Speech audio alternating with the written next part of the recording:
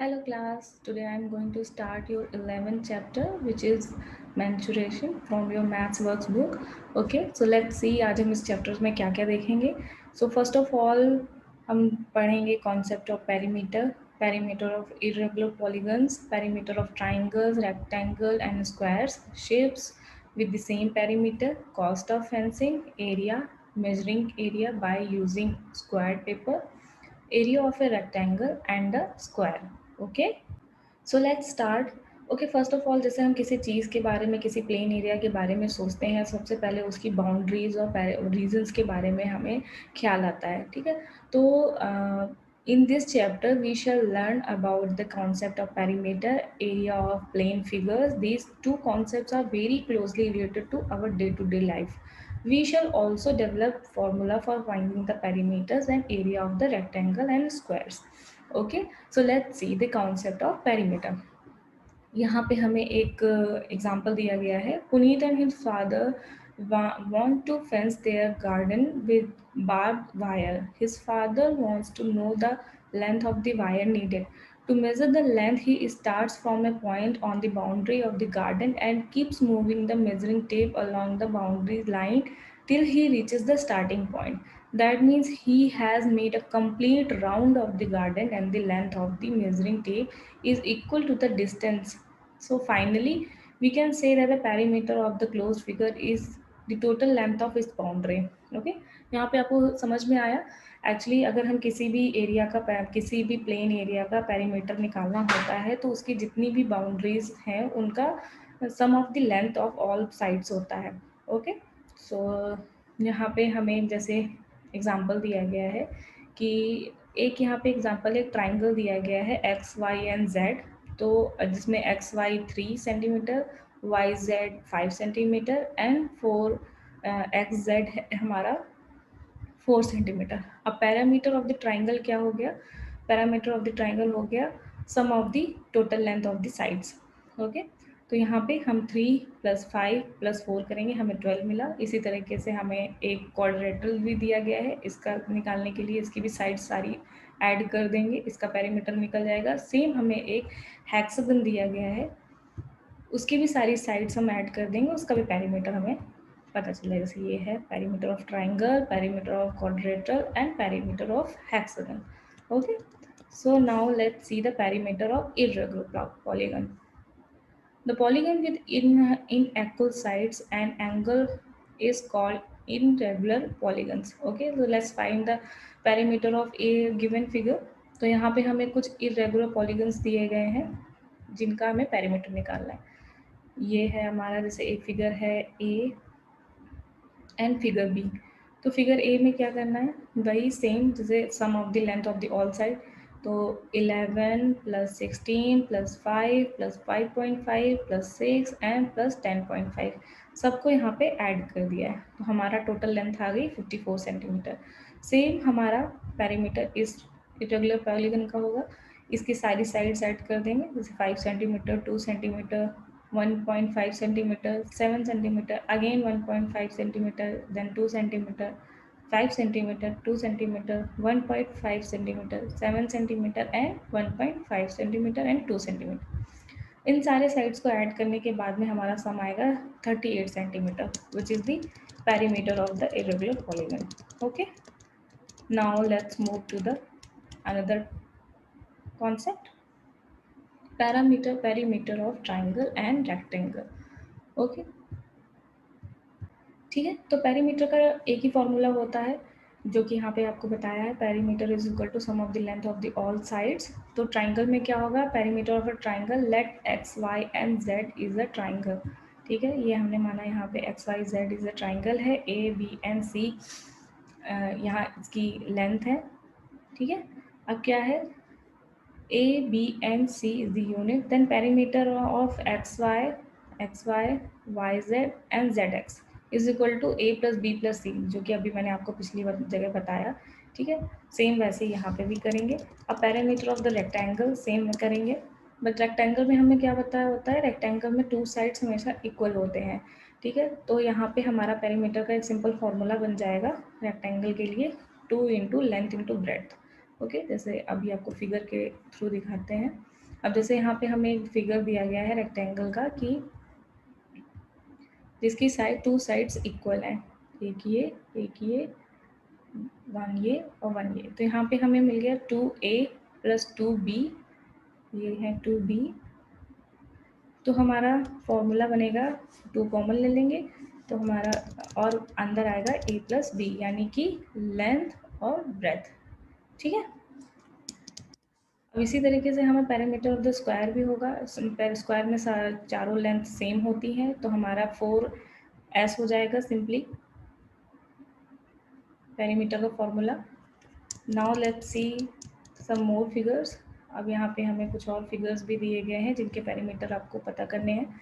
सबसे पहले है हमारा इक्विलैटरल ट्रायंगल। इक्विलैटरल ट्रायंगल में क्या होता है, इक्विलैटरल ट्रायंगल में हमारी तीनों साइड्स इक्वल होती हैं, तो इसका फॉर्मूला हो जाएगा हमारा 3a sum of the three all the sides. फिर हमारा होता है पेरीमीटर ऑफ आइसोस्केल ट्रायंगल, तो जिसमें 2 यूनिट सेम होती हैं और एक डिफरेंट होती है, तो इसका हमारा फॉर्मूला हो जाएगा 2a प्लस बी। ये हमारा इक्विलैटरल का है, ये हमारा आइसोस्केल का है। फिर रोम्बस आता है, रोम्बस में चारों साइड्स इक्वल होती हैं, तो इसका हो जाएगा 4a unit. Perimeter of the regular pentagon, pentagon का भी हमारा 5 साइड्स जो दी गई हैं उसकी भी लेंथ इक्वल होती है, तो इसके लिए हम आ जाएगा 5 into length of the one side. Then हमारा आता है perimeter of the irregular hexagon, इसकी भी सारी साइड्स हमें यहाँ पे इक्वल दी गई हैं, तो इसका हो जाएगा 6 into length of the one side. Okay, तो ये हमारे कुछ और शेप्स के पैरामीटर्स हो गए। अब shapes with the same parameter. अब यहाँ पे हमें दिया गया है, एक शेप दिया गया है, let us take a 16 centimetre long string, we can make the following shape by using the string. Okay, एक 16 सेंटीमीटर का आपको स्ट्रिंग दिया गया था जिससे हमने एक ट्राइंगल बनाया जिसकी वन साइड है 5 सेंटीमीटर, वन साइड है 6 centimetre and other side is also 5 centimetre. अब इसका पेरीमीटर निकालने क्या करेंगे, हम तीनों साइड्स को ऐड कर देंगे, यानी A B plus B C and plus C A. ठीक है, इन तीनों साइड्स को सिंपली ऐड करने के बाद में हमारा 16 सेंटीमीटर आ गया, विच is the perimeter of the shapes. इसी तरीके से हमें जो आगे के क्वेश्चंस दिए गए हैं ये भी आप देख सकते हैं, ये हमारा स्क्वायर का है और एक रेक्टेंगल का है। अब now let's see the cost of the fencing.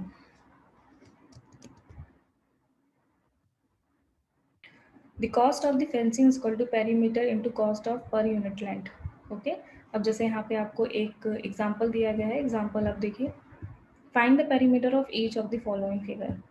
सबसे पहले तो हमारा 1 सेकेंड, सबसे पहले फिगर हमारा ये दिया गया है, इसका पेरीमीटर निकालना है, फिगर 1। इसकी साइड्स कितनी है, 3 centimetre, 2 centimetre, 5 centimetre and 4 centimetre. Simply हम सारी साइड्स को ऐड कर देंगे, इसका पेरीमीटर निकल जाएगा। सेम हियर बी फिगर जो हमें दिया गया है, सेम उसमें भी वैसे ही करेंगे, सी में ऐसे ही करेंगे एंड डी में भी ऐसे ही करेंगे। Okay,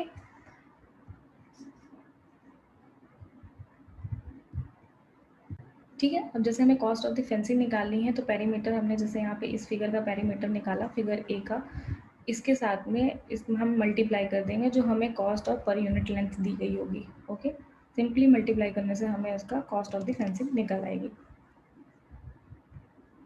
now let's move to the other slide. Okay, यहाँ पे कुछ क्वेश्चंस दिए गए हैं जिनको आप सॉल्व करेंगे तो आपको अच्छे से समझ में आएगा। मैं आपको एक प्रॉब्लम बता देती हूँ। यहाँ पे एक, चलिए, प्रॉब्लम दी गई है, find the perimeter of the following rectangles if length is equal to 0.5 metre and breadth is equal to 0.25 metre. Okay, तो सबसे पहले तो हमें रेक्टेंगल के दो साइड्स हमें पता है कि दो साइड्स इक्वल होते हैं हमेशा, तो हमारा फॉर्मूला क्या था, 2 into length plus breadth.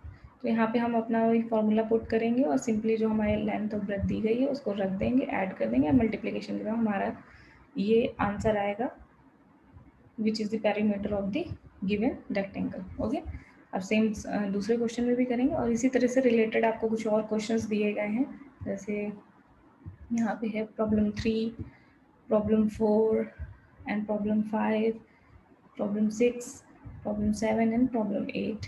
And problem 9।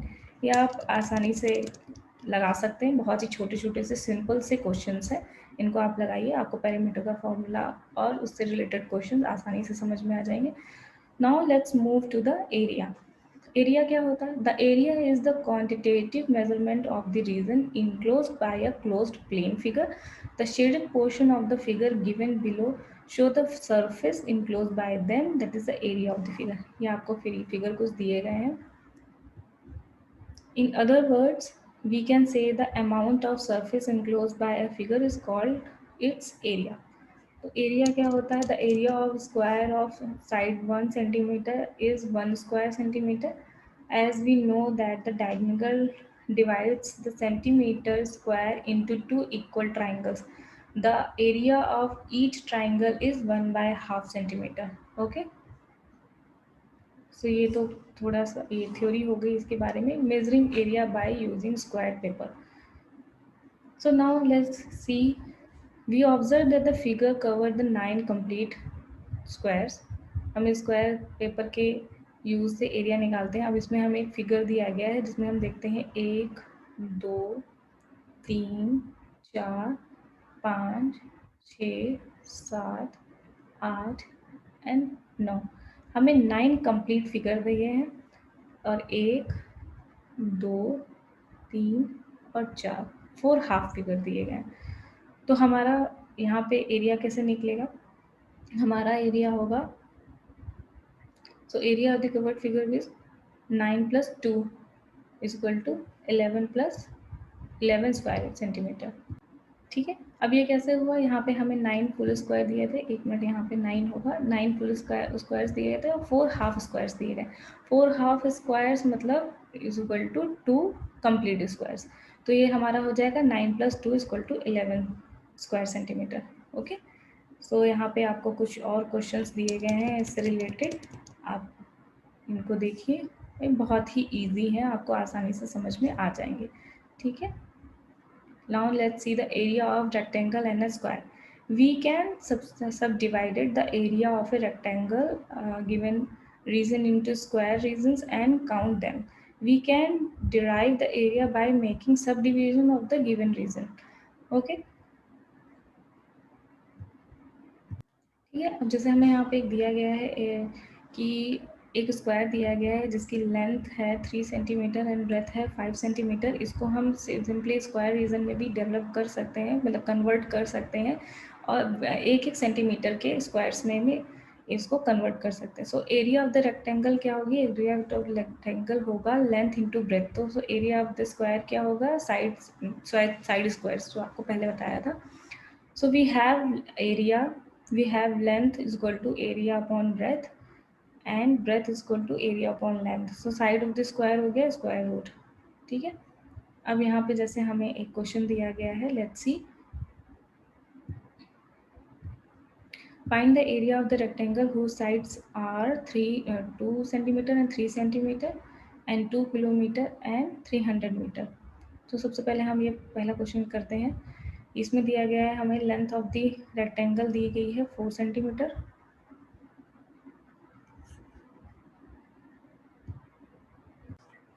4 centimetre नहीं, यहाँ पे 3 सेंटीमीटर है, सॉरी 2 सेंटीमीटर है। आप या तो 2 सेंटीमीटर को लेंथ मान लीजिए या तो फिर 3 सेंटीमीटर को लेंथ मान लीजिए, कुछ भी मान सकते हैं क्योंकि इसमें दिया नहीं गया है कि क्या लेंथ है क्या ब्रेथ है। तो आप ये 2 सेंटीमीटर को मान लीजिए, हमने माना लेंथ है। तो आगे क्या है, हमारी 3 सेंटीमीटर ब्रेथ हो गई और एरिया हमारा क्या निकल आया है? Length into breadth is equal to 2 into 3 centimetre is equal to 6 centimetre square. Okay, इसी तरीके से हमारा दूसरा क्वेश्चन है सेम, बट इसमें क्या करना है, हमें 300 मीटर को पहले किलोमीटर में कन्वर्ट करने के लिए 1000 से कन्वर्ट करेंगे, या तो फिर किलोमीटर को मीटर में चेंज करने के लिए आप 1000 से कन्वर्ट कर सकते हैं, मल्टीप्लाई कर सकते हैं, और 2 किलोमीटर को आपने मीटर में, जैसे इन्होंने किलोमीटर को मीटर में चेंज कर दिया है तो आप ऐसे भी कर सकते हैं या मीटर को किलोमीटर में चेंज करके कर सकते हैं। ओके, लेकिन आपको सेम यूनिट रखने हैं दोनों, तब ये क्वेश्चन सॉल्व होगा। Okay, let's move to the next topic. अब यहाँ पे आगे इसी टॉपिक से रिलेटेड कुछ और क्वेश्चंस दिए गए हैं जिनको आप करिए, आपको विद सॉल्यूशन दिया गया है, आपको अच्छे से समझ में आएगा। फिर उसके बाद एक एक्सरसाइज दी गई है, एक्सरसाइज भी आप अच्छे से कर सकते हैं। ओके, सो आज के चैप्टर में हमारा बस इतना ही था। इसके बाद आपको कुछ की पॉइंट्स दिए गए हैं, जैसे मैंने लास्ट चैप्टर्स में भी आपको बताया है कि ये की पॉइंट्स बहुत ही ज़रूरी हैं। इस बुक में आपको एक एक चीज़ अच्छे तरीके से समझाई गई है, स्टेप बाय स्टेप बताया गया है। आप स्टेप्स अच्छे से फॉलो करिए, आपको हर चैप्टर अच्छे से समझ में आ जाएगा। ओके, सो मैं अपना आज का चैप्टर यहीं ख़त्म करती हूँ। तब तक के लिए बाय बाय।